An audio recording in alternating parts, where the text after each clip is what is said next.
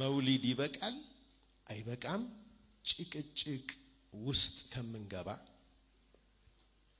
መውሊድ ዒድ እንዳልሆነ ሁሉም ሰው ማመን አለበት። ዒድ ሁለት ነው። ሁለት ዒድ ብቻ ነው ያለው። የውሙ ዓረፋ የዓረፋ ቀን እንኳን በጣም የተከበረ የአላህ ቀን ከመሆኑ ጋር ዒድ አይደለም። ዒዱ ዒድ አልአድሓ ነው። 9ኛው ቀን በጣም የተከበረ ቀን ነው። 10ኛው ቀን ነው ግን ዒድ። ዒድ ላይ ማንም ሰው መጨመር አይችልም።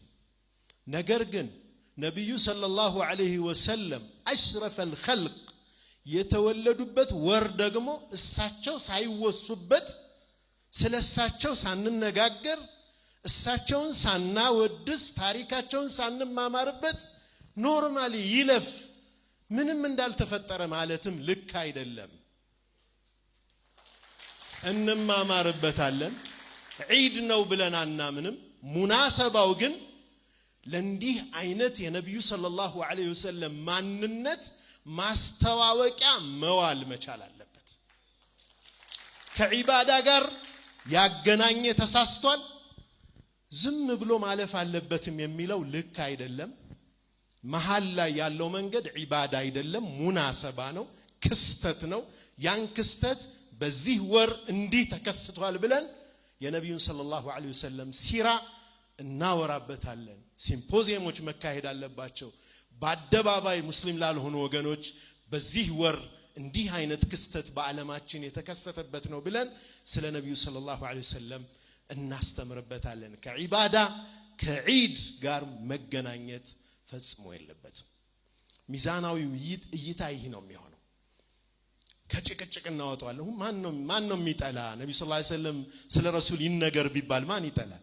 ስለ ረሱል ሰለላሁ ዐለይሂ ወሰለም በዚህ ጊዜ እንዲህ እናድርግ ብንል ማን ይጠራል? ከዒባዳ ጋር ሳናገናኝ ክስተት ነው። ክስተቱን በዚህ መልኩ እናሳልፈዋለን። እነዚህ ልጆቻችን የረቢዕን ወር ሲራ ካምፕ የሚባል ፕሮግራም ነበራቸው። እኔም ሄጄ የተወሰነ አይቻቸዋለሁ፣ ሐሳቤንም ሰጥቻለሁ። የነብዩን ሰለላሁ ዐለይሂ ወሰለም ሲራ ለ3 እና ለ4 ቀናት አድረው እያንዳንዷን ክስተት ከተጨባጩ ህይወት ጋር እየተነተኑ መጽሐፍቶችን እያነበቡ ሐሳብ ይለዋወጣሉ።